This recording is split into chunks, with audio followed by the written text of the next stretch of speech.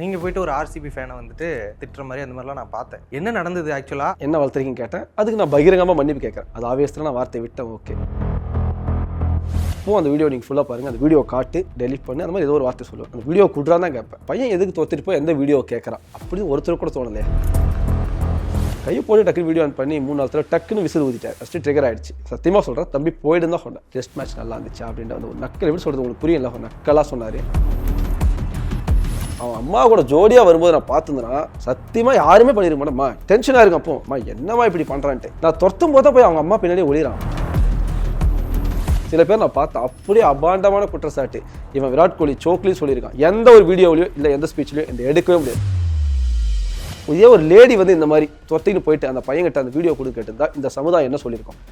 அந்த லேடி கிட்ட போயிட்டு வீடியோ ப்ரூஃப் காட்டுங்க, அப்புறம் நாங்கள் ஜட்மெண்ட்டுக்கு வரும்னு சொல்லியிருக்கோம். அந்த சமுதாயம் சொல்லியிருக்கேன். ஏன்னா சொன்ன ஒரு ஆம்பளை, கேவலம் ஆம்பளை. நான் மேட்ச் முடிச்சுட்டு வெளியே வரேன், உளறிட்டு போகிறேன், முட்டு கொடுக்குறேன், டிஃபெண்ட் பண்ணுறேன். என் டீமோட முடிச்சு போதில்லை, உன் டீம் பற்றி நான் பேசுகிறேன். ஏன் வர்றேன்? இந்த 18 வயசு இருக்க ஃபேக் ஐடிஸில் வந்து முடிஞ்சா நீ பெங்களூர் இருப்பேன், நீ ஆளு காலி பண்ணிடுவேன், நீ காலி, நீ அவ்வளோதான். ஏன்னா அப்படி தெரிஞ்சு பேசிட்டு இருக்க. என்னைக்காவது ஏகனா நீ சேப்பாக்கு வாங்கடா, அவங்களை எல்லாரும் வச்சு செய்கிறேன். நான் அங்கே தான்டா எப்போ சொல்லியிருக்கேன்னா இதை தப்பாக மாற்றிட்டு இருக்காங்க. யாருன்னா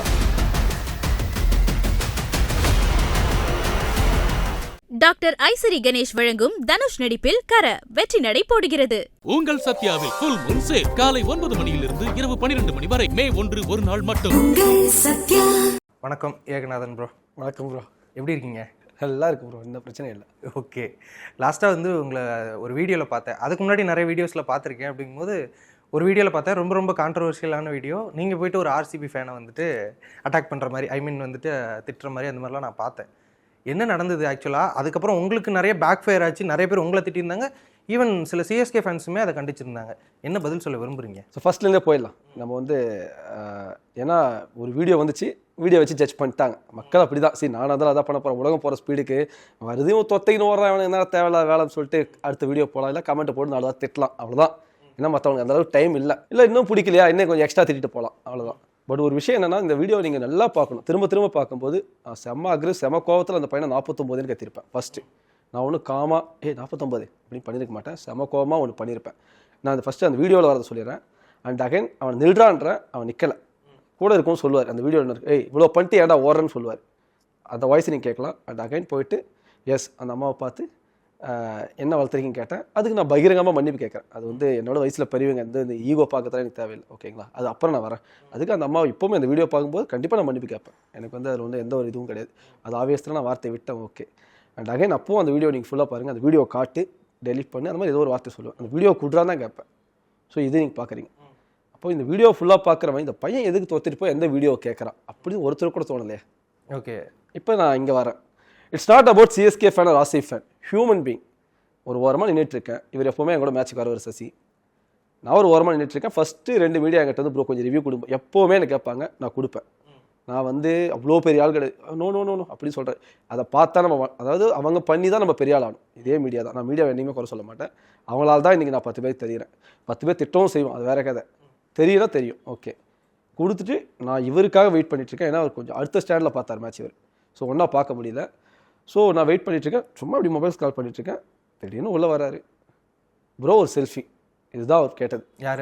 அந்த ஆர்சிபி ஃபேன். இது வந்து வீடியோ தெரியாது. ஏன் தெரியாது? நான் ரிவ்யூ கொடுக்கல. ரிவ்யூ கொடுக்குறப்ப இதை பண்ணியிருந்தா டெஃபினட்டாக அந்த பையன் சிக்கியிருப்பான். ஓகேங்களா, ஸோ நான் வந்து ஒரு ஓரமாக நின்றுட்டுருக்கேன், மொபைல் நோண்டிட்டுருக்கேன். அண்ட் அகைன் நானுமே ஒரு ஃப்ரஸ்ட்ரேஷன் தான் இருப்பேன். ஏன்னா நான் கிட்டத்தட்ட நீங்கள் மேட்ச் 150 கிலோமீட்டர் இந்த இன்டர்வியூக்கு எப்படி நான் ட்ராவல் பண்ணி வந்திருக்கணும், அதே மாதிரி அந்த மேட்ச்சுக்கு 150 கிலோமீட்டர் ட்ராவல் பண்ணி. எங்கேருந்து? அது சோழிங்க தாண்டி உள்ளே போகணும். ஆமாம், அது ஆந்திரா கிட்ட நான் மேட்சுக்காக. ஓகேங்களா, ஸோ ட்ராவல் பண்ணி வந்து மேட்ச் லாஸ் ஆகி நான் பயங்கரமான ஒரு ஃபேன். நான் அது அர்த்தம் என்ன வேணால் சொல்லிட்டு போட்டோம். என்னால் தோல்வி அவ்வளோ ஈஸியாக ஏற்றுக்க முடியாது, அக்செப்ட் பண்ணிக்க முடியாது. எனக்கும் கோபம் வரும், ஃப்ரஸ்ட்ரேஷன் வரும். It's all about human being. இந்த கிரிக்கெட்டை நேசிச்சா அப்படி இருக்குல்ல, கடந்து போகணும் தோணும். பட் நமக்குள்ள ஒரு ஃப்ரஸ்ட்ரேஷன். சரி ஓகே, நான் போய் ஓரமாக நின்ட்டேன். அவர் வந்தார், விசில் அடிச்சு தான் வந்தார், செல்ஃபி எடுக்கிறார்.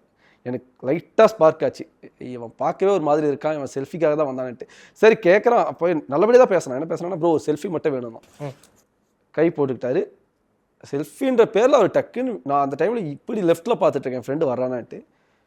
கையை போட்டு டக்குன்னு வீடியோ ஆன் பண்ணி 3-4 தடவை டக்குன்னு விசில் ஊதிட்டார். ஃபஸ்ட்டு ட்ரிகர் ஆகிடுச்சு. ஓகேங்களா, அண்ட் வந்து சரி தம்பி, சத்தியமாக சொல்கிறேன், தம்பி போயிட்டு தான் சொன்னேன். டெஸ்ட் மேட்ச் நல்லா இருந்துச்சு அப்படின்ற வந்து ஒரு நக்கல் எப்படி சொல்கிறது உங்களுக்கு புரியல, ஒரு நக்கலாக சொன்னார். அதுக்கும் எனக்கு கோவம் வந்துச்சு. பட் அப்புறம் தான் ரியலைஸ் பண்ண வீடியோலாம் ரெக்கார்ட் பண்ணிட்டு இருக்கான். இதை என்ன பண்ண போகிறான், எடுத்து போயிட்டு அடுத்த நாள் வீடியோவில் அப்லோட் பண்ண போகிறான்னா, இங்கே பாருங்கள் அன்புடன் ஏகனாதை நான் வச்சு செஞ்சுட்டேன். பண்ணாலும் பண்ணலாம். அன்றைக்கி என்ன சொல்லுவேன், இதே உலகம் பாடுறா இவனை கலாய்ச்சிட்டான பையன், அவனை ட்ரெண்டாக பார்ப்பான். நான் ரியலைஸ் பண்ணி அவனை ஃபஸ்ட்டு நான் நில்றா தான் சொன்னேன், நிற்கலை. அவனை நிப்பாட்டு எனக்கு இருக்க ஒரே ஆயுதம் 49. ஏன்னு சொல்கிற கேளுங்க, இது வரைக்கும் நான் விராட் கோலியை சில பேர் நான் பார்த்தேன் அப்படியே அபாண்டமான குற்றச்சாட்டு. இவன் விராட் கோலி சோக்லையும் சொல்லியிருக்கான். எந்த ஒரு வீடியோவிலையோ இல்லை எந்த ஸ்பீச்லையோ இந்த எடுக்கவே முடியாது. I respect every player. இந்த ஒரு கிரிக்கெட் உள்ள வரணும்னா இந்தியா டீம் வரணும், அவன் ரத்த சிந்தி வந்திருப்பான். Not easy. அவனை போய் நான் எப்படி ஒரே வார்த்தையில் தப்பாக பேசுவேன். பொம்பளை கப்புன்னு அந்த டீமை சொன்னதே கிடையாது, சொல்லவும் மாட்டேன்.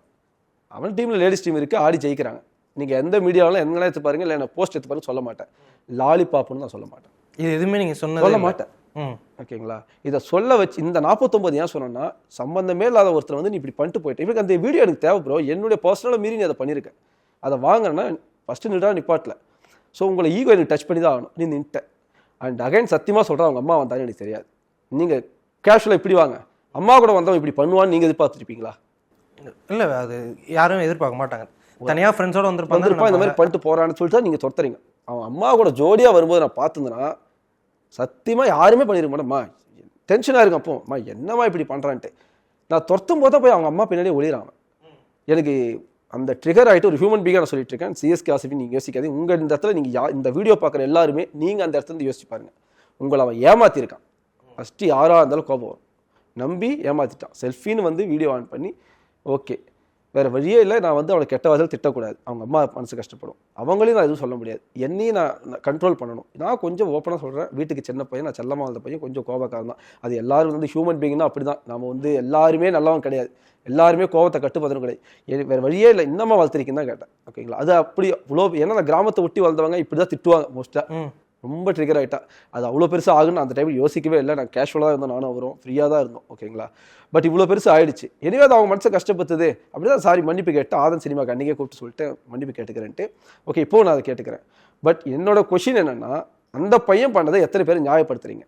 வேர் இஸ் வீடியோ ப்ரூஃப்னு கேட்குறாங்க. நான் கேட்குறேன், இந்த சமுதாயத்தில் இதே ஒரு லேடி வந்து இந்த மாதிரி தொட்டின்னு போயிட்டு அந்த பையன்கிட்ட அந்த வீடியோ கொடுத்து கேட்டிருந்தா இந்த சமுதாயம் என்ன சொல்லியிருக்கோம்? அந்த லேடி கிட்ட போயிட்டு வீடியோ ப்ரூஃப் காட்டுங்க, அப்புறம் நாங்கள் ஜட்மெண்ட்டுக்கு வரும்னு சொல்லியிருக்கோம். அந்த சமுதாயம் சொல்லியிருக்காரு. ஏன்னா சொன்ன ஒரு ஆம்பளை, கேவலம் ஆம்பளை, அவனுக்கு வந்து ஜட்மெண்ட்லாம் தேவையில்லை. அவன் வெறி பிடிச்ச மாதிரி கத்தலாம், அவ்வளோதான். அதெல்லாம் எங்களுக்கு தேவையில்லை. அந்த அதர் சைடு தான் பார்ப்போம். இதுதான் உண்மைங்க. ஓகே, நீங்கள் ஒரு மனுஷனாக யோசிச்சு பாருங்க. ஒரு பொம்பளை பிள்ளைய போயிட்டு நீ செல்ஃபி எடுக்கிற பேரில் வீடியோ எடுத்துட்டு நீ தொட்டி அந்த பொம்பளை பிள்ளை உங்கள்கிட்ட இருந்தால் அந்த பொம்பளை பிள்ளை எவனே வீடியோ ப்ரூஃப் காட்டுங்க, அந்த மாதிரி அந்த பையன் பண்ணால் நீ காட்டுங்க அப்படின்னு கேட்டிருக்க மாட்டான். டைரெக்டாக அந்த பையனை தான் அட்டாக் பண்ணியிருப்பாங்க இறங்கி. அது எப்போ நீ இதை பண்ணியிருப்ப அப்படின்ட்டு. அப்போ என் பர்மிஷன் மீறி என்னை மட்டும் வீடியோ எடுக்கிறது என்ன நியாயம்? இல்லை என்னை அப்யூஸ் பண்ணுறது என்ன வைத்தாலும் நியாயம் இல்லை? கண்டிப்பாக அது நியாயம் இல்லை. இப்போ அதுக்கப்புறம் அதை கேட்டு வாங்கினீங்களா இல்லை என்ன தான் பண்ணார் அவர்? அவன் போயிட்டான். அவங்க அம்மா அதை சொல்லக்கூடாது, விடுங்க. அவன் போயிட்டான், நான் விட்டுட்டேன். ஓகேங்களா? எனக்கு சரி, நான் மீடியாக்குள்ளே வந்துட்டேன், தெரிஞ்சோ தெரியாமையோ. என் ஃபேஸ் 10 பேர் தெரியும். நான் என்னத்துங்க அந்த பையனை காட்டி கொடுக்கணும்? ஓகேங்களா? எனக்கு அப்பவும் ஒரு போஸ்ட் ஷேர் பண்ணேன். ஏன்னா ஒரு கட்டத்தில் சொசைட்டி ஏதோ நான் வந்து பெரிய கிரைம் பண்ணிட்டேன் அப்படின்னு முடிவு பண்ணுற மாதிரி. எத்தனை குடிகாரன் எனக்கு வச்ச பேர். சத்தியமாக எனக்கு இந்த என் ஃப்ரெண்டுக்கு எந்த பழக்கமே கிடையாது. எந்த பழக்கம் கிடையாது. என் ஃபேஸ் வேணால் அப்படி இருக்கலாம். ஏன்னா எத்தனையோ வருஷம் நைட் ஷிஃப்ட் பார்த்தேன். நான் பாவப்பட்ட ஒரு எம்ப்ளாயி. எத்தனையோ வருஷம் நைட் ஷிஃப்ட் பார்த்தோம். எங்கள் கண்ணு அப்படி தான் இருக்கும். இங்கெல்லாம் வீங்கி தான் இருக்கும். இன்றைக்கி வேணால் டே ஷிஃப்ட்டில் இருக்கலாம். அதனால் பார்த்த உடனே குடிகாரன். சில பேர் ரவுடின்னு பேர் வச்சுருக்காங்க. உனக்கு ஒரு தப்பு நடந்தால் அதை நீ தட்டி கேட்டால் ரவுடியா? எவ்வளோ இருக்குது பாருங்கள் ஒரு பிஹைண்ட் த கேமராவில் இவ்வளோ நடந்து. சரி, நான் அந்த மீடியாவை நான் குறை சொல்லவே மாட்டேன். எனக்கு நல்லா தெரியும் அவர் இப்படி ஃபோக்கஸில் வச்சுட்ருக்காரு. நான் இந்த லெஃப்ட்டில் நின்றுட்டுருக்கேன். அந்த அங்கிள் பேசுறதுக்கு நான் பார்த்துட்ருக்கேன். நல்லா ஜாலியாக பேசிட்டு இருந்தார் அவர். நான் 2 தடவை கத்துறேன், 3ஆவது தடவை யாராக இருந்தாலும் திரும்புவாங்க. ஏதோ பெருசாக நடக்க போது திரும்பிட்டார், அவர் கவர் பண்ணிட்டார், எடுத்து போட்டார். ஓகேங்களா? நான் அவர்கிட்ட கேட்டது அட்லீஸ்ட் அந்த பையன் அந்த தாத்தா கிட்ட வந்து ஒரு விசில் அடிச்சிருப்பார்ல, அந்த கிளிப்பாவது கொடுங்க ஐயானதை அவர் கொடுத்தார். ஆனால் அவர் ப்ராமிஸாக சொன்னார், ப்ரோ நான் இந்த அளவுக்கு ட்ரெண்டாக நான் எதிர்பார்க்கல, உங்களை ஸ்பாயில் பண்ண நினைக்கல. அந்த பையன் இந்த மாதிரி பண்ணதை நான் வீடியோ எடுக்கல, எத்தனை கொடுத்துருப்பேன். அந்த அளவுக்கு மனசாட்சி இல்லாத மீடியாக்கள் நான் கிடையாதுட்டாரு. ஸோ அவரே நான் வந்து குறை சொல்ல முடியாது. அப்போ அவர் உங்கள்கிட்ட மட்டும் பண்ணல, அங்கே இருந்த நிறைய ஒரு அங்கிள் பேசும்போது அந்த விசில் அடிச்சு அந்த ஃபோட்டோவை நான் ரிலீஸ் பண்ணியிருக்கோம். ஓகே, அந்த ஆளுமே எனக்கு அது மன கஷ்டம். ஏன் தெரியுமா? ஒன்றும் படிக்கலாம், இல்லை வேலைக்கு போகலாம். ஏன்னா எனக்கு ஒரு கால் வந்துச்சு, எங்கேருந்தோ வந்துச்சு, விடுங்களா தேவையில்லை. அவன் கெரியர் கொஞ்சம் பார்க்கணும். தெரியாமல் பட்டான், வயசு பையன். அதாங்க சொல்கிறேன், ஒரு சின்ன பையன் பண்ணிட்டு போயிட்டான். அவனும் ஒரு ஆர்வத்தில் பண்ணிட்டு போயிட்டான். நானும் ட்ரிகர் ஆகிட்டேன். ஆனால் அது பெருசு பார்த்து யாருன்னா 4 செவத்துக்குள்ள உட்காந்துக்கிட்டு நாங்கள் தான் ஒரிஜினல் சிஎஸ்கே. நானே சொல்கிறேன், எங்களுக்கு எல்லாமே தெரியும் அப்படின்ட்டு திரும்ப திரும்ப திரும்ப அந்த வீடியோ போட்டவன். மற்றவங்க திரும்ப திரும்ப திரும்ப அதை பேசுகிறவங்க தான் குற்றவாளியை தவிர அந்த எடுத்து காட்டார் பார்த்தியா மீடியா, அவரும் போட்டார். ஓகே, அவர் மேலேயும் நம்ம எதுவும் சொல்ல முடியாது, என்னையும் நான் எதுவும் பண்ண முடியாது. ஓகேங்களா? அவ்வளோ. இப்போ அந்த பையன் அதுக்கப்புறம் அந்த வீடியோ எதுலையாவது போட்டாரா? அது ஏதாவது தெரிஞ்சிச்சு? எங்கேயும் எதுவும் அவர் எங்கே போனாரு யாருக்கு தெரியாது. அதான் சொல்கிறேன், இந்த சொசைட்டிக்கு அவர் பற்றி கவலை கிடையாது. நான் ஒரு ஃபால்ஸ் அலிகேஷன் வைக்கிறேன்னு வச்சுங்களேன். இப்போ ராகுல் பிரபாகர் இருக்கார், ஒன்றுமே பண்ண ஒருத்தர் நான் துரத்திக்கிட்டு போயிட்டு ஒரு ஃபால்ஸ் அலிகேஷன் வைக்கிறேன்னா, வீடியோ ட்ரெண்ட் ஆயிடுச்சுன்னா, உங்கள் சம்மந்தப்பட்ட ஃபேமிலி சம்மந்தப்பட்ட ஒருத்தர் இருக்காங்கன்னா நீங்கள் அதை சும்மா விட மாட்டீங்க. ஆமாம். ஏங்க என் பையன் ஒன்றுமே பண்ணலைங்க வரும். பட் நான் வந்து அதை பெருசாக்க விரும்பலை. ஒரு 2 வீடியோ எக்ஸ்பிளைன் பண்ணேன். பட் தெரிஞ்சிருச்சு, இவங்க எல்லாம் தெரிஞ்சுதான் இதை பேசுகிறான்னு நான் கண்டுபிடிச்சிட்டேன். ஓகேங்களா? பொறாமனே வச்சுக்கிறேன், என் மேலே பொறாமே கூட இருக்கட்டும், எதிர்த்து போட்டோம். ஓகேங்களா? நான் வளர்ந்துட்டேன் வளரலாம் சொல்லலை, என்னை பார்த்தா வெறுப்பாகுது, அவ்வளோதான். நான் ஒன்றே ஒன்று சொல்கிறேன், என்னுடைய சிஎஸ்கே ஃபேன்ஸே வந்து இவன் டாக்ஸிக், இவன் வெறி பிடிச்ச மாதிரி கத்துறேன். என்னைக்காச்சும் ஒரு மீடியாவில் நான் ஒரு ஆர்சிபி ஃபேன் பேசும்போது குறுக்க போய் பேசி நீ பார்த்துருப்பியா? இல்லை, பார்த்துருக்க மாட்டீங்க. ஆனால் எங்கிட்ட எத்தனை பேர் வந்திருக்கா தெரியுமா? அதான் 2-3 பேர் வர்றவங்கள சாமர்த்தியமாக சமாளிப்பேன். இன்னொரு யூடியூப் சேனல் இருக்காரு, அவர் இன்னைக்கு வரைக்கும் அவர் நன்றி சொல்லியிருக்கேன். அவர் இதுக்கு போன வாரமே ஒரு சம்பவம் ஆயிருக்கணும், என்னை வேற மாதிரி ஒருத்தர் டீல் பண்ணார் ஸ்டேடியம் வெளியே. அவர் அந்த கிளிப்பை வெளியிடவே இல்லை. அவர் எனக்கு கால் பண்ணி உன்னை உங்கள்கிட்ட வர்றாங்க, அதனால தான் நான் மோஸ்ட்டாக உங்கள்கிட்ட வந்து ஒரு 10 செகண்ட் மேலே இன்டர்வியூ எடுக்க தலையாக்கா அப்படின்னு சொல்லிட்டார். ஏன்னா முதல் ட்ரெண்ட் ஆக்கணும் அவர் தான். அந்த வார்த்தை பாருங்க, அவரும் மீடியா தாங்க, நான் விட்டு கொடுக்க தோணலை. நான் எல்லா வீடியோ நான் சொல்லலை, அவர் சொன்ன வார்த்தை இப்படி உன்னை பண்ணுறான், எப்போ பார்த்தாலும் நீ பேசுகிறப்ப உள்ளே வந்து புகுந்து உன்னை வந்து வெறுப்ப, நீ வந்து கொஞ்சம் ட்ரிகர் ஆயிடுற, உன் கேரக்டரையும் நான் குறை சொல்ல முடியாது, ஏன்னா நீ அப்படிப்பட்ட ஒரு பையனா தோற்று வெளியே வர்ற. நான் அதை வியூஸுக்காக போனேன்னு எனக்கு தோணலை. ஏன்னா நான் போட்டேன்னா திரும்பவும் உன்னதான் இது பண்ணுவான், நான் ஷார்ட்ஸாக தான் அதை கன்வெர்ட் பண்ணணும், உன்னதான் வந்து இது பண்ணுவான் அப்படின்றவங்களும் இருப்பாங்க. ஓகேங்களா? ஏன் எங்கிட்டக்கு வர்றீங்க? நான் மேட்ச் முடிச்சுட்டு வெளியே வரேன், உளறிட்டு போகிறேன், முட்டு கொடுக்குறேன், டிஃபெண்ட் பண்ணுறேன், என் டீமோட முடிச்சு போதில்ல, உன் டீம் பற்றி நான் பேசுகிறேன், ஏன் வர்றேன்? என் பக்கத்தில் வந்து ஏன் நிற்கிறேன்? இன்னொரு சேனல் இருக்குது, அவர் வந்து பார்த்தீங்கன்னா பேர் சொல்லக்கூடாது, அவர் நல்லா ஃபன்னான ஆள் போல் வந்துட்டார். ஒருத்தர சமாளித்து ஒருத்தர பர்சனலாக பேசி அவர்கிட்ட போயிட்டு ஒரு வீடியோ பண்ணோம் ஜாலியாக. அதுக்கு சரி 2 பேர் சேர்ந்து பண்ணலாம் அப்படின்ட்டு. அதுக்கு கமெண்ட் என்ன தெரியுமா? அப்போ நீங்கள் செட்டப் பண்ணி வந்திருக்கீங்களா ஸ்டேடியம்? ஏண்டா சண்டை போட்டுக்கிறோன்னு சேர்ந்து ஒரு வீடியோ பண்ணாலும் உனக்கு பிடிக்கல, சண்டை போட்டாலும் நீங்கள் எப்படி சொல்கிறது, நம்ம இவங்கள சேரவே கூடாதுன்னு நினைக்கிறவங்க தான் இவங்கெல்லாம். ஓகேங்களா? இப்போ இன்னொரு ஆர்சிபி ஃபேன் வந்து நான் வந்து சேப்பாக்கினது கோட்டை அந்த அமைதி ஏதோ பேசிட்டு இருந்தேன், முன்னே உள்ளே வந்துட்டார், அந்த வீடியோ மட்டும் வெளியே வந்துச்சு. வந்து அதே எப்படி நீங்கள் சொல்லலாம் எகிர்னாரு. இவன் தலைவன் டிக்கெட் எடுத்து நீ வந்திருக்கேன், நான் உன்னை ரெஸ்பெக்ட் பண்ணுறேன், நான் உன்னை பற்றி பேசலை, டிக்கெட் எடுக்காமல் வர்றான் பத்தியா, நான் அவனை தான் பேசுகிறேன். ஒரு டிக்கெட் எடுக்காமல் சும்மா பைட் கொடுக்கறதுக்கு மட்டும் வராங்களா? டிக்கெட் எடுக்காமல் வரவனால தான் பிரச்சனை சிரிச்சா பாருங்க. இங்கே பிரச்சனையே அதானே, ஐயா புரிஞ்சிக்க மாட்டீங்க. ஐயா நாங்கள் தோத்தா கத்துறல, எங்களை பைத்தியக்காரர் கூட சொல்லிட்டு போய்யா, நான் தப்பு சொல்லலை, ஏன்னா நான் பேச எல்லாரும் பிடிக்கல. அது நான் 2000 டிக்கெட் எடுத்துட்டு வெளியே வர்றேன். நீ யாரை கேட்டு ரிவ்யூ கொடுக்குற? நான் யாரடா கேட்கணும்? இதுக்கு யாருக்கும் இது பண்ண தேவையில்லையா? நீ ஏன் வந்து என் பக்கத்தில் நிற்கிற? Where is your ticket? அது இல்லை, அதை ட்ரிகர் பண்ணி விட்டுன்னு இப்போ உங்களை நான் பழி வாங்க போகிறேன்னு ஒரு குரூப் சுற்றிட்டு இருக்கு. நீ எப்படி எங்களை மாட்ட வைக்கலாம்? டிக்கெட் இல்லைன்னு நீ எப்படி சொல்லலாம்? டிக்கெட் எடுத்து பார்த்துட்டு வர்றவன் அந்த வார்த்தை பேச மாட்டான் பெருசாக. ஏன்னா அவனுக்கு தெரியும் அவ்வளோ 30,000 ஃபேன் உட்காந்துட்டுருங்க, எல்லா கலரும் எல்லோ கலர் ஷர்ட்டு, நொந்து போய் வெளியே வர்றான், அவனை போய் அவன் இழுக்கணும் தான் பண்ணுவான். பட் இந்த தம்பி மேட்ச் பார்த்து தான் வந்தார், அவங்க அம்மாவோட வந்திருக்காருன்னா பார்த்துருப்பாரு. பட் அவர் ஏதோ ஒரு ஆர்வத்தில் பண்ணிட்டாருங்க. ஓகேங்களா? சரி, நான் குற்றவாளியாகவே இருந்துட்டு போகிறேன், நான் தப்பு பண்ணனாவே இருந்துட்டு போகிறேன், என்னால் அந்த பையனோட ஃபியூச்சர் பாதிக்கப்படக்கூடாது, அதனால் அந்த பையன் ஏதோ ஒன்று நான் கேட்டவனாவே இருந்துட்டு போகிறேன், இருந்துட்டு போகிறோமே என்ன. இப்போ இவ்வளோ விஷயம், இப்போ எனக்கு இதில் இந்த பிரச்சனையெல்லாம் விடுங்க, பிரச்சனையெல்லாம் தாண்டி ஒரு ஐபிஎல், ஒரு ஃப்ரான்ச்சைஸ் டீம், ஒரு நாடு அப்படிங்கிறது அது ஒரு ஸ்டேட் ஏதோ வார் மாதிரி பார்க்கறது, இந்த மனப்பான்மை இருக்குல்ல, இதை நீங்கள் ஏன்னா பல வருஷமாக நீங்கள் கிரிக்கெட் பார்த்துட்டு இருக்கீங்க, நிறைய ஃபேன் வார்ஸ் இருக்குது இங்கே. ஒரு கம்பீர் தோனியாக இருக்கட்டும், இந்தியா பாகிஸ்தான் இதாக இருக்கட்டும், சென்னை மும்பையாக இருக்கட்டும், இதெல்லாம் பல வருஷமாக நடந்துட்டு இருக்கும்போது இப்போ இந்த ஆர்சிபி அண்ட் சிஎஸ்கே இது வந்து ரொம்ப டாக்ஸிக்காக போயிட்டு இருக்க மாதிரி நான் பார்க்குறேன். ஏன்னா சின்ன சுவாமியில் ரொம்ப மோசமாக நடந்துகிட்டு நீங்களே சொல்லிட்டீங்க, சின்ன சுவாமியில் மோசமாக நடந்துக்கிறாங்க. இப்போ கொல்கட்டா ஃபேன்ஸ் வந்து மேட்ச் பார்த்துட்டு என்ன சொன்னாங்க, இந்த மாதிரி ட்ரீட் பண்ணாங்க சேப்பாக்கில், ஆனால் என்ன வேற மாதிரி ட்ரீட் பண்ணாங்க சின்னசாமியில். அவர் தான் கொடுத்தாரு, இங்கே வந்து யாரும் வந்துட்டு நீங்கள் இப்படி கொடுக்கணும்னு யாரும் சொன்னதில்லை. லாஸ்ட் இயர் இன்னொரு பார்த்தீங்கன்னா ஒரு அங்கிள் ஆர்சிபி பெங்களூர் பயங்கரமாக சேப்பாக்கில் பேசி ட்ரெண்ட் ஆனார். அவர் அதுக்குன்னே மேட்ச்சுக்கு வருவார். இந்த வருஷம் அவர் வரல, எனக்கு நல்ல பழக்கம். அவர் நல்ல பழக்கம்னா அவர் பேசுறது பார்த்தா ஃபன்னியாக இருக்கும்.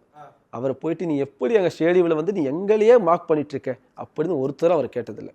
இங்கே சேப்பாக் பொறுத்த வரைக்கும் எல்லாருமே டீசெண்டாக தான் போகிறோம். இங்கே பிரச்சனை என்னென்னா இடையில வந்து புகுந்து என்னையே ஏதாவது பண்ணி கொடுங்க, நானும் ட்ரெண்ட் ஆகணும்னு பண்ணுறாங்களா, இல்லை என் ஃபேஸ் வெளியே தெரியணும்னு பண்ணுறாங்களா. அதை தாண்டி நான் நிறைய பார்த்துட்டேன். நீங்கள் நல்லா என் வீடியோஸ் எல்லா ரிவ்யூ வீடியோஸில் நோட் பண்ணிங்கன்னா தேவையில்லாமல் நான் பேசிக்கும்போது பொம்பளை கப்புன்னு கத்தினா மூட்டு போன்னு சொல்லுவேன், ட்ரிகர் ஆகிடுவேன். 50 மேலே அவன் எதுக்கு பொம்பளை கப் பண்ணிட்டு இருக்கேன், நான் பேசிட்டு இருக்கும்போது லாலிபப் பண்ணுவான், எங்கள் சிஎஸ்கே ஃபேனு எது கத்திட்டு இருக்கேன் கம்முன்னு போயான்னு. தப்பு அது, அவன் ஏதோ பேசிட்டு இருக்கான், நான் பேசிட்டு இருக்கேன், நீ எதுக்கு அதை சொல்கிறேன்? இத்தனை மேட்ச் நான் ஜெயிச்சிருக்கேன், இத்தனை மேட்ச் நான் தோத்துருக்கேன், அந்த ஆர்குமெண்ட் போயிட்டு இருக்கு. நீ எதுக்கு இதெல்லாம் இருக்கு? ஸோ அவங்க வந்து கேட்டா இந்த ஆர்குமெண்ட் கேட்டா கண்ணன் தேவன் டீப்புடி அந்த பிரச்சனை இவங்க தான் ஃபர்ஸ்ட் ஸ்டார்ட் பண்ணாங்க. அப்புறம் இட்லி சாம்பார் பிரச்சனை போச்சுன்றாங்க. இப்போ ஸ்டேடியம்ல வந்து சரி, இப்போ உங்களுக்கே தெரியும் சூப்பர் ஃபேன் வந்து சொல்லியிருந்தா ஸ்டேடியம்ல வந்து 6-4 அடிச்சா 6-4 சொல்லிட்டு சவுண்ட் வரணும், நாங்க அடிச்சா அது வரல அப்படின்றாரு. இதை எங்க சிஎஸ்கே ஃபேன்ஸ் வந்து என்னன்னா எங்களுக்கு என்ன கஷ்டம்னா இது ஒரு மேட்ரா, இது ஒரு மேட்ருடா, இது ஒரு பெரிய விஷயம். 2 டீமும் ஒன்னா பாக்குறதா டிஜே. பஞ்சாப் எப்பவுமே நான் பாக்குறேன், பஞ்சாப் மேட்ச்னா மட்டும் எங்க டிஜே குஷி ஆயிடுவார். தூள் பஞ்சாப் போட்டு தள்ளுவார் அந்த டிஜே. ஐயோ நீ சென்னை டிஜேவா இல்ல, எனக்கு ப்ரௌடா இருக்கு. இல்ல இங்கே அது எப்போதுமே நீட்டா நடக்கிற மாதிரி தான் நீட்டா நடக்கும். ஓகேங்களா, அங்க அது நடக்கலன்றாங்க. ஓகேங்களா. ஸோ ரெண்டாவது என்னன்னா எனக்கு மேட்ச் போகக்கூடாது. ஓப்பனா சொல்றேன், இந்த 18 வயசு இருக்க ஃபேக் ஐடிஸ்ல வந்து முடிஞ்சா நீ பெங்களூர் இருப்ப, நீ ஆள் காலி பண்ணிடுவேன், நீ காலி, நீ அவ்வளவுதான். என்ன ஏன் அது இந்தியாடா, என்ன ஆள் காலி பண்ணிடுவேன்? ஏன்னா அப்படி தெரிஞ்சு பேசிட்டு இருக்கியா? என்னைக்காவது ஏகனாவது நீ சேப்பாக்கு வாங்கடா, உங்களை எல்லாரும் வச்சு செய்யறேன், நான் அங்கதான்டா எப்படா சொல்லியிருக்கேனா? கிடையாது. உனக்கு என்ன உரிமை இருக்கு அதான் எனக்கு உரிமை இருக்கு. இதை தப்பா மாத்திட்டு இருக்காங்க. யாருன்னா பிலோ 18 ஃபேக் ஐடிஸ். ஓப்பனா சொல்றேன், ஃபேக் ஐடிஸ் வச்சு பண்ணிட்டு இருக்காங்க. இதை இந்த ஃபேக் ஐடி மாஃபியா ஒழிக்கிறதுக்கு என்ன வழி கண்டுபிடிப்பீங்களோ கண்டுபிடிங்க. அவங்க தான் இதை பெருசா பண்ணிட்டு இருக்காங்க. ஆபாச வார்த்தைகள் யூஸ் பண்றது. ஒருத்தருக்கு அட்ரஸ் இருக்கா? கிடையாது. ஓகேங்களா. ஏன் அட்ரஸ் இல்லாம நீ ஆபாசமா திட்டுற? ஏன்னா ட்ரிகர் பண்றேன். இதே தான் சிஎஸ்கே ஃபேன்ஸ் என்ற பேர்லயும் பண்றாங்க. சிஎஸ்கே ஃபேனா கூட இருக்கலாம். ஏன் நீ ஃபேக் ஐடியில் போயிட்டு அவன் பேஜில் போய் கத்திட்டு இருக்க? ஆர்சிபி பேஜில் போய் நீ எது கத்திட்டு இருக்க? ஆர்சிபி ஃபேன் வந்து சிஎஸ்கே பேஜில் எது கத்திட்டு இருக்கணும்? வேணாம், விட்டுட்டு வேலையை பார்ப்போம், அவ்வளோதான். ஓகே ப்ரோ, இப்போ இந்த ஒரு மேக்ஸிமம் அந்த ஒரு ஃபேன் பேஸ் இருக்கிற ஒரு டீம்ஸ் அப்படின்னா ஒரு எம்ஐ, சிஎஸ்கே, ஆர்சிபி இந்த 3 டீமுக்கு இருக்குது. இதில் நான் ஒரு வித்தியாசத்தை பார்க்குறது என்ன அப்படின்னா, இப்போ எம்ஐக்குள்ளே இன்டர்னலாகவே பல சண்டை போய்கிட்டு இருக்கு. அதை விட்டுருங்க, அதை விட்டுட்டு தள்ளி வச்சுருவோம். ஆர்சிபி அண்ட் சிஎஸ்கேல வந்து 2 விதமாக இருக்கு ப்ரோ. ஆர்சிபி என்னென்னா அவங்கள பார்த்து ஒரு சில விஷயங்கள பெருமையாக இருக்கும். எப்படி இத்தனை வருஷமாக அவங்க வந்து ஒரு டிஃபெண்ட் பண்ணுறாங்க ஒரு டீமை, அந்த டீமுக்கு அவ்வளோ சப்போர்ட்டிவாக இருக்காங்க. அதே சமயம் ரொம்ப ரொம்ப டாக்ஸிக்கான விஷயங்களை நான் அங்கே அதிகமாக பார்த்துருக்கேன். சிஎஸ்கே இது எப்படின்னா, இப்போ டாக்ஸிக் இந்த இதெல்லாம் தாண்டி இவ்வளோ வருஷமாக ஜெயிச்சு கொடுத்த ஒரு டீமை ஒரு வருஷம் ஃபெயிலியர்லேயே டப்புக்குன்னு அந்த டீமையே அட்டாக் பண்ணுற மாதிரி அவங்க சிஎஸ்கே ஃபேன்ஸ் வந்து அட்டாக் பண்ணி பேசுவாங்க, தோனியை அட்டாக் பண்ணி பேசுகிற மாதிரி. இந்த ஃபேன் பேஸை நீங்கள் எப்படி பார்க்குறீங்க இந்த சிஎஸ்கே ஆர்சிபி? இப்போ ஃபர்ஸ்ட் வந்து பார்த்தீங்கன்னா இப்போ ஆர்சிபியோட இதுக்கு வருவோம். ஓகேங்களா. நம்ம வந்து அவங்களுக்கு குறையும் சொல்லலை, நிறைய சொல்லலை. 17 வருஷமாக கப்பில்ன்ற பட்சத்தில் பழகிடும். கிடைக்கலாம், இந்த வருஷம் கிடைக்கலாம் போகலாம். அந்த பழக்கத்துக்குள்ளே வந்துட்டாங்க. அங்கே எக்ஸ்பெக்டேஷன் இதே கிடையாது. பட் கிடைச்ச ஒரு கப்பு பெரிய கிஃப்ட் அவங்களுக்கு. இதுக்கத்தும் அடிக்கலாம், அந்த மாதிரி டீம் தான் அது. இந்த பக்கம் வருவோம், அடிச்சு பழகிடுச்சு அவங்களுக்கு. இப்படி பார்த்தாலும் 3-4 வருஷத்துல ஒரு கப்பு நம்ம கிட்ட வந்துருன்ட்டு. ஓகேங்களா. பட் அதுக்கேற்ற ஒரு டீம் எப்படியாவது ரெடி பண்ணிட்டு இருந்தாங்க. தோனி கொஞ்சம் ஆக்டிவாக இருந்தார். இப்போ தோனி ஏஜ் இவங்களுக்கு என்ன ஃபேர் ஃபேக்டர் இருந்துச்சுன்னா, இப்போ தோனி வெளியே போயிடுவார். ஏன்னா முடிஞ்சிச்சு ஆல்மோஸ்ட். இந்த வருஷமே ஆடல நிறைய. அதுக்கேற்ற மாதிரி அந்த ஏஜ் ஃபேக்டர், புது பசங்க உள்ளே வராங்க. நாமளே தான் சொன்ன லாஸ்ட் இயர் ரிவ்யூவில், பசங்களாம் எப்படி ஆடிட்டு இருக்காங்க, புது பசங்களை எடுங்க அப்படின்ட்டு. எடுத்த பசங்களும் இப்போ கொஞ்சம் சொதப்புறாங்க. கார்த்திக் சர்மா, பிரசாந்த் வீரா ஆடுறாரு. பட் இனிமே அவர் கொண்டு வர முடியல. இப்படி நிறைய போயிட்டு இருக்கு. இனிமே ருத்ராஜ் சீசன் ஸ்டார்டிங்ல என்ன சொல்லிட்டாருன்னா, எனக்கும் இந்த ஒரு இதுவுமே வந்து ஒரு ட்ரையல் மாதிரி தான், ஒரு டிரான்சிஷன் மாதிரி பண்ண போகிறோம், புதுசாக கொண்டு வந்திருக்கோம், பார்ப்போம் இந்த வருஷம் சொல்லிட்டு அவருமே ஹோப் இல்லாத மாதிரி பேசுகிறப்ப எனக்கே ஸ்டார்டிங்ல ஜர்க் ஆயிடுச்சு. ஆஹா, ஹோப் இல்லாமல் பேசுகிறானே, டீம் அப்படி தான் இருக்கிற மாதிரி. ஸோ விஷயம் என்னன்னு பார்த்தீங்கன்னா, பசங்க எக்ஸ்பெக்டேஷன் தான், நிறைய எக்ஸ்பெக்டேஷன். எனக்கு என்ன தோணுது, ஒரு டெல்லி ஒரு கப்பு வாங்காம இருந்துச்சு இத்தனை வருஷமா. நான் போன வருஷமே சொல்லிட்டேன், ஒரு ஆர்சிபி கப்பு வாங்காம போயிடுச்சு. பஞ்சாப் வாங்கட்டமே. பஞ்சாப் வாங்க ரொம்ப ஆசைப்பட்டேன். அந்த பிரீத்தி சிந்தா அவங்க ரொம்ப ஒரு மேட்ச் ஜெயிச்சாவே செலிப்ரேட் பண்ணுவாங்க. அப்போ பார்க்குறப்ப ஒரு கப்பு ஆயிட்டு தான் போட்டோமே அப்படின்ட்டு ஒரு எண்ணம் எல்லாருக்குமே இருக்கும். பட் இங்கே அப்படி கிடையாது. இல்லை, இவங்க எக்ஸ்பெக்டேஷன், நம்ம சிஎஸ்கேனே கப் அடிச்சிடும், அதுதான் ஈஸின்னு காட்டிட்டார் தலைவர். இதுதான் வந்து இப்படி தான் அடிக்கணும், ப்ராசஸ்னால் இப்படி தான் அப்படி காட்டிட்டாரு. அதே மாதிரி பார்த்தீங்கன்னா சில மேட்ச்சில் சில சீசன்லாம் கம்பேக் ஈஸியாக கொடுத்துருக்காரு தோத்து. அதே மாதிரி இங்கே கம்பேக் கொடுப்பான்னு பார்த்தா கொடுக்கவே மாட்டோம். ஸோ இதெல்லாம் வந்து இவங்களுக்கு வந்து அக்செப்ட் பண்ணிக்க முடியாதுனால ஒரு கடத்தில் என்ன ஆயிடுறாங்க. இப்போ நான் வந்து நினச்சிங்களா, என்ன நல்லா பாருங்கள், தோத்தாலும் நான் ரிவ்யூ கொடுப்பேன் தைரியமாக. யூடியூப்ல ஈவினிங் ஆனால் என் சேனலில் நைட் ஆனால் லைவ் போடுவேன். நைட் 1 மணிக்கு கூட தோத்தாலுமே, ஜெயிச்சா மட்டும் இல்லை. ஆனால் நம்ம பசங்க என்ன ஆயிடுறாங்கன்னா, ஜெயிச்சா குஷியாயிடுறாங்க, தோத்தா அந்த ஃபேன் வந்து என்ன இப்போ அடிக்க போகிறானே, ஏன்னா ஒரு வம்பு இழுத்து வச்சிருப்பான், அவனுக்கு ஒரு நாள் பதில் சொல்ல முடியாது. அதுதான் நான் உங்களுக்கு சொல்கிறது புரியுன்னு நினைக்கிறேன். அவனுக்கு பதில் சொல்லணுமே சொல்லிட்டு நான் பாருங்க இருங்க சிஎஸ்கேவை நான் கிரிட்டிசைஸ் பண்ணிட்டு வந்துடுங்க, என்னங்க ருத்துராஜ், என்னங்க ஃப்ளம்மிங்க, என்ன இதுதாங்க உங்களுக்கு புரிஞ்சா சந்தோஷம் நினைக்கிறேன். இவனே முதல்ல அடிச்சுக்கிறது, அடுத்த அடிக்கிறதுக்கு முன்னாடி நம்மளே பேசிடுவோம் அப்படின்ட்டு. ஆமா, ஓகேங்களா. நீ வந்து நான் உங்கள்கிட்ட சவால் வர மாதிரி, இன்னைக்கு ஆர்சிபி சிஎஸ்கே மேட்ச்ல இன்னைக்கு சிஎஸ்கே ஜெயிக்குது, இவன் சவால் விட்டு தோத்துட்டு யாரால் தோத்துருக்கோம், ருத்துராஜால தோத்துருக்கலாம், சஃப்ராஸ் கான தோத்துருக்கலாம், இல்லை யாரால், அவ்வளோதான் போட்டு புழக்க வேண்டியதான் நம்ம ஃபேன்ஸு. கேட்டால் நாங்கள் வந்து லாயலாக பேசுகிறோம். அண்ட் அகைன் இன்னொரு சேனல்ஸில் என்ன சொல்கிறாங்கன்னா, நீங்கள் அந்த சேனல் மாதிரி இல்லை, அந்த சேனலை நல்லா அனலைஸ் பண்ணுறாங்க, நீங்கள் வந்து டீமுக்கு விட்டு கொடுத்துட்ருக்கீங்க. என்ன அனலைஸ் பண்ணுறாங்க, இவங்கள ஆட வைக்கலாம், ஃபோன் போட்டு சொல்லு. ஏன் சிரிக்கிறீங்க? ஃபோன் போட்டு சொல்ல முடியுமா? முடியாது. நீ உன்னை விட நான் பெட்டரா அனலைஸ் பண்ணாலும் என்னை விட நீ பெட்டரா அனலைஸ் பண்ணாலும் நாம இதே யூடியூப் சேனல் தான் பேசிட்டு இருக்கணும். அங்க ஃபிளம்மிங்க நீ திட்டினாலும் திட்டலனாலும் அவர் 4வது ஓவர்ல இம்பாக்ட் பிளேயரா போறாரு. அவர் என்ன பண்ண போறாரு அதான் பண்ண போறாரு. மாத்த முடியுமா? நீ நாலு ஈரான் அமெரிக்கா போற போய் நிறுத்த முடியுமா? அந்த கதை தான் இது. பெட்டரா பேசுறேன் நான் என்ன ஆஷானா கூட தான் சொல்றாரு பெட்டரா மும்பை தான் ஃபர்ஸ்ட் பிளேஸ்ல இருப்பாங்கன்னு. மேபி வரலாம், இன்னைக்கு வரையும் அப்படி நடக்குதா? அவங்க அனலைஸே தப்பா தான் போகுது. அதனால நாம எதுவும் சொல்ல முடியாது. ரியாலிட்டிக்கு வாங்க ப்ரோன்ற. நீங்க வந்து மெச்சூரா அனலைஸ் பண்ணல. நீங்க எப்படி பிளேயிங் லெவல்ல இன்னமும் கார்த்திக் சர்மா ஆட வைக்கிறீங்க? நான் முட்டு கொடுப்பேன். ஆட வைக்கிறேன்னா நான் ஏதோ ருத்ராஜுக்கு ஃபோன் போட்டு நீ என்ன நடந்தாலும் நீ கார்த்திக் சர்மா பிளேயிங் லெவன் நான் ஃபிக்ஸ் பண்றேன் கிடையாது. ஸோ அது அவங்க இது ஓகே. நீங்கள் நாலேஜ் பண்ணுறீங்க, இந்த பிளேயிங் லெவன் கொண்டு போனால் ஜெயிக்கலாம், ஓகேங்களா? இப்போ கூட ஆஷோட வீடியோ தான் பார்த்துட்டு வரேன். சஃப்ராஸ் கான் நம்பர் 1 இது 1 டவுன் வரணும். 1 டவுன் வந்தால் டெஃபினட்டாக மும்பைக்கு வந்து பெரிய ஆப் வைக்கலாம்னு அவர் சொல்லியிருக்காரு. இவர் சொல்கிறதே அங்கே ஏற்றுப்பாங்களான்னு நமக்கு தெரியாது. நான் சொல்லி ஏற்றுக்குறாங்க, நீ சொல்லி ஏற்றுக்குறாங்க. அதனால பேசலாம் ப்ரோ. ஓகே, இன்னைக்கு மேட்ச் எப்படி ப்ரோ போக போகுது? ஸோ இன்னைக்கு மேட்ச் எனக்கு வந்து பார்த்தீங்கன்னா சத்தியமாக சொல்கிறேன் எக்ஸ்பெக்டேஷனே கிடையாது. நான் எக்ஸ்பெக்டேஷன் வச்சின்னு வந்து போய் ஒரு 2-3 வருஷத்துக்கு முன்னாடி ஒரு எல் கிளாசிக்காவா இருந்த ஒரு இப்போ ஒரு வீடியோ பார்த்தேன், பியூட்டிஃபுல் வீடியோ. அது திலக் வர்மாவும் யார்கிட்ட பேசிட்டு இருக்காரு, தோனி எல்லாம் ஜேமி கூப்பிட்டு ஜேமி எல்லாமே ஏன்னா லாஸ்ட் மேட்ச் கொஞ்சம் அவங்களுக்குள்ள வாக்குவாதம் போச்சுல்ல. ஜேமி எல்லாம் ஓகேவான்னு கேட்கறாரு, அவர் சிரிக்கிறாரு. ஆஹா போதும், இந்த அளவுக்கு நம்ம பசங்க இருக்காங்கன்னா போதும், ஒன்றும் அந்த எல் கிளாசிக்கல்ன்ற பேரே தேவையில்லை அடிச்சுக்கலான்ட்டு. ஆனா இவங்க தான் ப்ரோ ஒரு டைம்ல வந்து ஃபுல் அது ஒரு ரைவல்ரி. இப்போ ரைவல்ரி தான் ப்ரோ. ஆனா இருந்தாலும் அது ஒரு ரொம்ப ஹெல்த்தியா இருக்கு. சொல்றேன் எந்த மேட்சுக்கு டிக்கெட் சோல்ட் அவுட் ஆகல, இந்த மேட்ச் ஆடிச்சேன், இது மட்டும் தான் சோல்ட் அவுட் ஆயிருக்கேன். ஸோ அது ரிவல்ரி தானே. ரிவல்ரினா ஒரு பக்கா கிரிக்கெட் இருக்காங்க, வன்மம் இருக்காது. ஆமா, ஒரு உள்ள அடிச்சுப்போம், அதாவது பிளேயர்ஸ் அடிச்சுப்பாங்கன்னா அந்த கிரிக்கெட்டுக்காக சொல்றேன், நான் ஜெயிக்கிறேன் நீ ஜெயிக்கிறேன் அந்த இது. மற்றபடி அதை தாண்டி அவங்க வெளியே வந்தா இது. ஆனா இங்க அப்படி இல்லையே, இங்க அப்படி ஆப்போசிட்டா இருக்கேன். நீ சேப்பாக்கவா, நீ சின்ன சாமிவா, யாரும் சவால் விட்டுட்டு இருக்கீங்க. இப்போ இன்னைக்கு தோனி வந்துருவாரா? ஏன்னா நான் வர்ற மேட்சுக்கு நான் தோனி வரலன்னு சொல்லிட்டு தான் நான் வந்துட்டு இருக்கேன். எனக்கு வந்தா லக்கு. நான் பார்த்துட்டு இருக்கேன் மேட்ச் இது வரைக்குமே. நாங்கள் 2 பேருமே தோனி வருவாருன்னு நாங்கள் வந்ததே கிடையாது. சில பேர் வந்து டிக்கெட்டுக்கு ஹெல்ப் பண்ணுங்க. என்னன்னா எங்களுக்கு ஏர்லி ஆக்சஸ்லாம் 4 டிக்கெட் கிடைக்கும். ப்ரோ தோனி வந்துருவார்ல டிக்கெட் கொடுங்க, நீ ஒன்றும் மேட்ச் பார்க்க தேவையில்ல வச்சிருன்னு. நீ தோனி ஃபேனா, சிஎஸ்கே ஃபேனா இல்லை போல வச்சிரு, வரலன்னா என்ன அசிங்கமாக கேட்பேன். நான் என்ன பண்ண முடியும்? ஏன்னா ஏர்லி ஆக்சஸில் எங்களுக்கு எப்பவுமே டிக்கெட் எடுக்க வாய்ப்பு இருக்குது. நாங்கள் அந்த ஏர்லி ஆக்சஸ் போட்டு வச்சிருக்கோம். அது ரொம்ப ஹெல்ப்ஃபுல்லாக சிஎஸ்கே கொடுத்தது. ஏன்னா இது முன்னாடி டிக்கெட் ரொம்ப கஷ்டப்படும், இப்போ ஈஸியாக கிடைக்குது அது மூலியமா. ஓகே, அது சரி சில பேருக்கு ஹெல்ப் பண்ணலான்னு பாப்பா, தோனி வந்தால் தான் வருவேன்னா ஏன்னா கொடுக்கதே ஹெல்ப். ஏகநாதன் யார் ஃபேன், தோனி ஃபேனா இல்லை சிஎஸ்கே? நான் பயங்கரமான ஷேவாக் ஃபேன், ஒரு ஷேவாக் ஃபேன். ஆமாம், இப்போவும் ஷேவாக் ஃபேன். பட் தோனி வந்து அந்த டீமோட நம்ம இந்தியா உங்களுக்கு தெரியும் 2007 வேர்ல்ட் கப்பில் தோத்து என்னடா இந்த டீமை இப்படி போட்டு பங்களாதேஷ்காரே அடிக்கிறான்ற பட்சத்தில் தூக்கி நிப்பாட்டினார்ல. அதனால ஃபேன் ஏன் ஒருத்தருக்கு தான் இருக்குமா என்ன? ஐபிஎல் ஆரம்பிச்சதுக்கப்புறம் இப்போ நான் பொதுவாக வந்து அந்த பிளேயர்ஸ் வச்சு எல்லாரும் பிரிஞ்சுட்டாங்க. இப்போ தமிழ்நாட்டில் எல்லாரும் சிஎஸ்கே ஃபேன் கிடையாதுல்ல, எல்லாரும் எம்ஐக்கு இருக்காங்க. எல்லாருமே அந்த பிளேயர்ஸ்க்காக போனாங்க. இப்போ நான்லாம் சச்சினுக்காக எம்ஐ ஃபேன் ஆகிட்டேன். அப்படிங்கும்போது நீங்கள் வந்துட்டு வீரேந்திர சேவாக் டெல்லி டேர்டெவில்ஸ் விளையாண்டாரு, பஞ்சாப் விளையாண்டாருங்கும் போது அந்த டைம்லையுமே சிஎஸ்கே ஃபேனாக தான் இருந்தாங்க. சர்பாஸ் பண்ணுறாரு அப்போ சிஎஸ்கே வந்துட்டேன். இல்லை அதுக்கு முன்னாடி நீங்கள் பஞ்சாப் ஃபேன் தான். பஞ்சாப் டெல்லி டேர்டெவில்ஸ் அப்படி கிடையாது. நான் ஐபிஎல் ஆரம்பிக்கும் போது தோனிக்கு ஃபேன் ஆகுது, அவ்வளவுதான். இப்போ வரைக்கும் நான் ரசிகன் ப்ரோ. நான் வந்து மேட்ச் பத்தி விட்டுருங்க, எனக்கு ஷேவாக் பேசினா இப்போ என்ன கிளிப் வந்தா ஒரு 4 வரி பார்ப்பேன். ஷேவாக்னா என்னங்க டெஸ்ட்ல என்ன கிளாஸ். இப்போ இவங்க சொல்லிட்டு இருக்காங்க அடிச்சா அடி புடிச்சா புடின்னு, என்ன அடி என்ன கவர், முதல் பால் பவுண்டரி தான் போகும். நான் நீ என்ன வேணா 4 பேர் நிக்க வைக்கிறேன் எனக்கு கவர்ல, நான் அடிச்சா 4 தான் அடிப்பேன். ஈகோ டச் பண்ணுவார்ல. சவுத் ஆப்பிரிக்கன் பவுலர்ஸ் தோக்கிறமோ ஜெயிக்கிறமோ அடி தான். அந்த 309 அவுட் ஆயிருப்பார்ல 310 சவுத் ஆப்பிரிக்கா கூட. ஊரில் கரண்ட் இல்லை, சின்ன பையன் எத்தனை ஊர் படி ஏறி இறங்கணும் தெரியுமா அந்த சைக்கிளில்? கரண்ட் எங்கேயாவது இருக்குமா? 400 அடிச்சாரா தெரியல. இன்னைக்கு கிரிக் பஸ்ல சர்ச் பண்ணிடுறோம், அன்னைக்கு கிடையாது.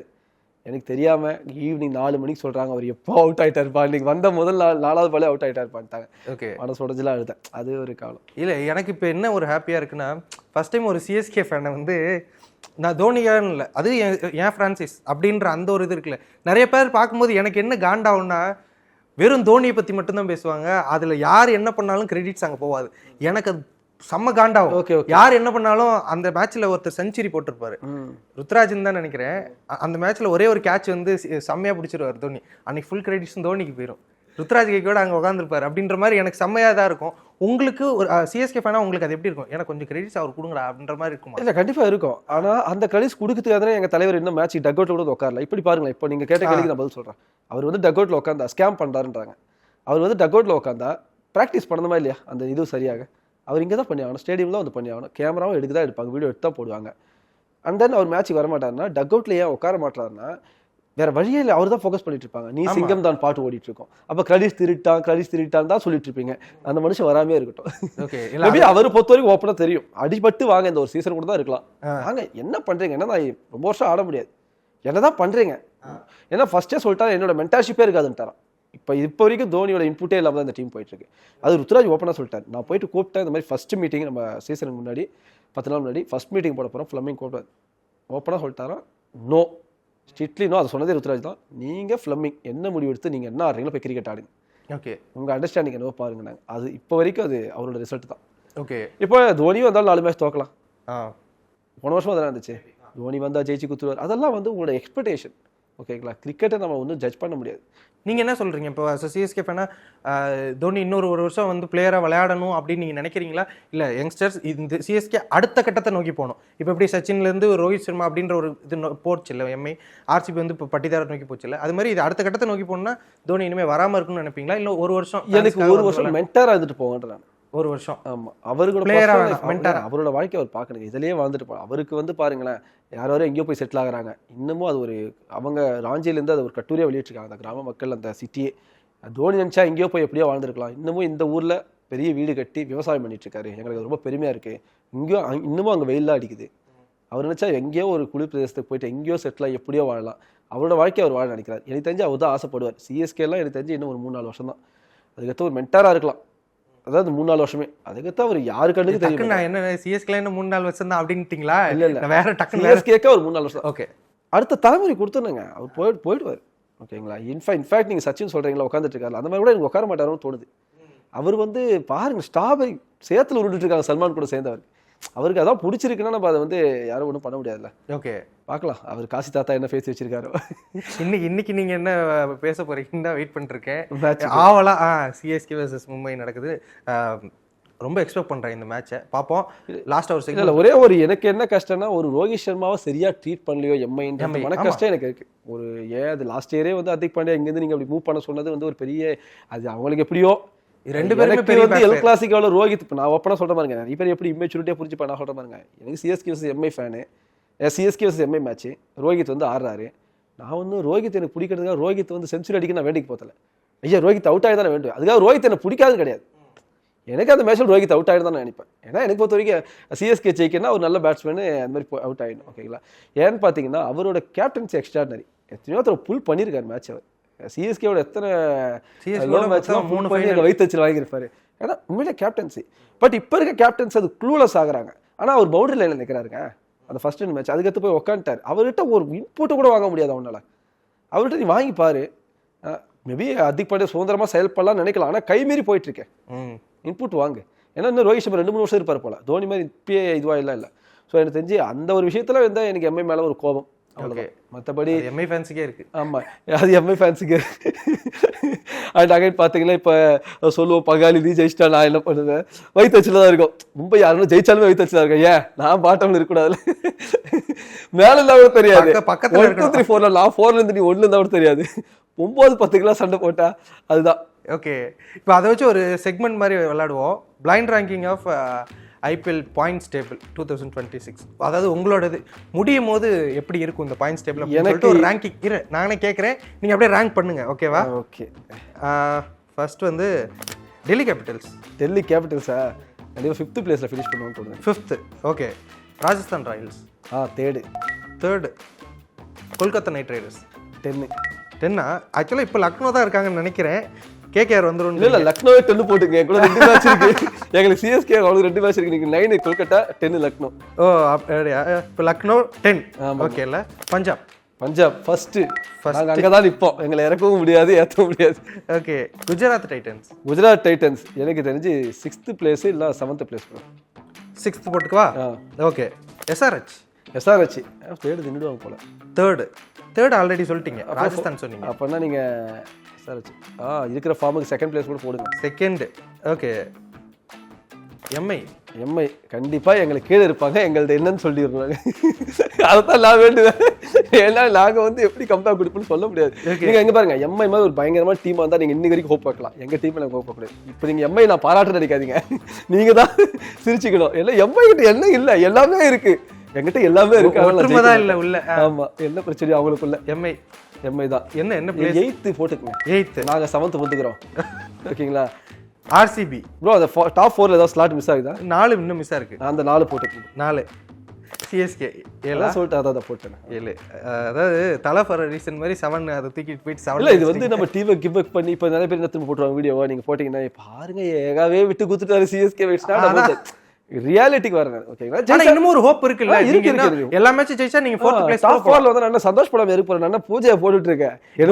பிராக்டிகல் ரியாலிட்டியா அந்த 7ன்றது 7ன்னு சொல்றேன் அவ்வளவுதான். ஓகேங்களா? மனசு கஷ்டப்படக்கூடாதுன்னு மும்பை எனக்கு பக்கத்துல என்ன at the end of the season எங்களுக்கு மும்பை கொஞ்சம் 8th பிளேஸ் இருந்து நாங்க 7th பிளேஸ்ல ஹாப்பி.